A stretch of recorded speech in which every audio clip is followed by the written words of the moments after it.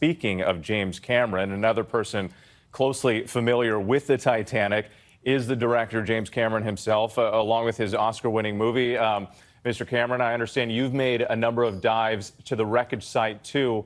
Just give us your sense on what you're feeling right now, looking at these images of the shipwreck that you studied so closely, and now hearing that another tragedy has been tied to the same area. Well, I've been down there many times. I know the wreck site very well, as does my friend Bob Ballard. I've made 33 dives. I actually calculated that I've spent more time on the ship than the captain did back in the day. And of course, as a submersible designer myself, I designed and built a sub to go to the deepest place in the ocean, 3 times deeper than Titanic. So I understand the engineering problems associated with building this type of vehicle and all the safety protocols that you have to go through. And I think that what Bob said, because I was watching, is absolutely critical for people to really get the take-home message from this, from our effort here, is deep submergence diving is a mature art. From the early 60s, where there were a few accidents, nobody was killed in the deep submergence, until now, is more time than between Kitty Hawk and the flight of the first 747.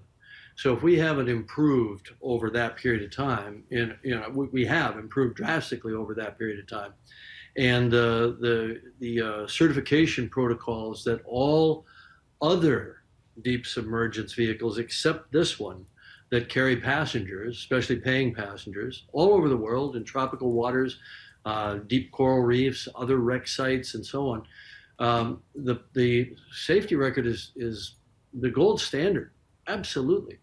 Not only no fatalities, but no major incidents requiring all of these assets to converge to a site.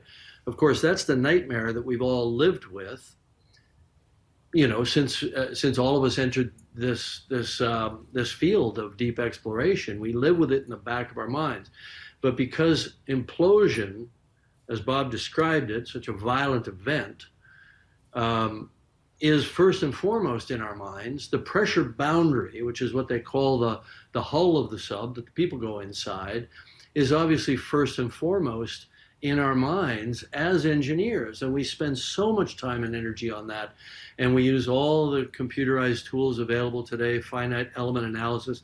We worked on our sphere for our deep vehicle that went to the Challenger Deep for over 3 years, just in the computer, before we even made the thing. And then, of course, we pressure tested it over and over and over, and so on. So, this is a mature art, and many people in the community were very concerned about this sub. And a number of the top players in the deep submergence engineering community even wrote letters to the company saying that what they were doing was too experimental to carry passengers and that needed to be certified and so on. So I'm struck by the similarity of the Titanic disaster itself, where the captain was repeatedly warned about ice ahead of his ship, and yet he steamed at full speed into an ice field on a moonless night, and many people died as a result. And for a very similar tragedy where warnings went unheeded to take place at the same exact site, with all the diving that's going on all around the world, I think it's just astonishing. It's really quite surreal. And of course, P.H. Nargeolet, the French legendary submersible dive pilot, a friend of mine. It's a very small community. I've known PH for 25 years. For him to have died tragically in this way is almost impossible for me to process. It is certainly haunting to consider that comparison to the Titanic and what happened to the 5 people on board this submersible vehicle. James, I want to ask you, though, since you've been down on these dive missions before, we talked about the safety risks. We've reported on the fact that the people on board signed waivers. They knew that this was dangerous and that there weren't very many other vehicles that could come get them out if something goes wrong. How aware were you of those concerns and those risks before you went down? And is there anything that should be done when it comes to safety in the future? Look, it's comparing apples and oranges here. I went with a very proven system when I dove at Titanic with the Russian submersibles. They used very well understood design methodologies, and they had an excellent operating record when I dove with them, and they continued to have an excellent operating record, flawless operating record throughout their entire career. I think they're now retired. But I always had great confidence. Now, having said that, I always had confidence in the sub. The Titanic wreck site is a very hostile place. It's a dangerous site to dive. If you think of a typical research dive, you go down and you're really just operating over a bottom. You may be looking for organisms. You may be looking at geology. Hydrothermal vent sites can be a bit dangerous as well. But Titanic, you've got this 8-story, 10-story high structure with overhanging metal structures. It's a twisted mess. You can get entangled. And entanglement was always a concern of ours, but we dove with a 2-sub system. We always felt confident that if one of the subs got ensnared, you'd still have communication, you'd still have life support, you'd still have power, you'd have another sub there that could help you manage the problem. We always felt that we were on pretty safe ground. This sub had no backup.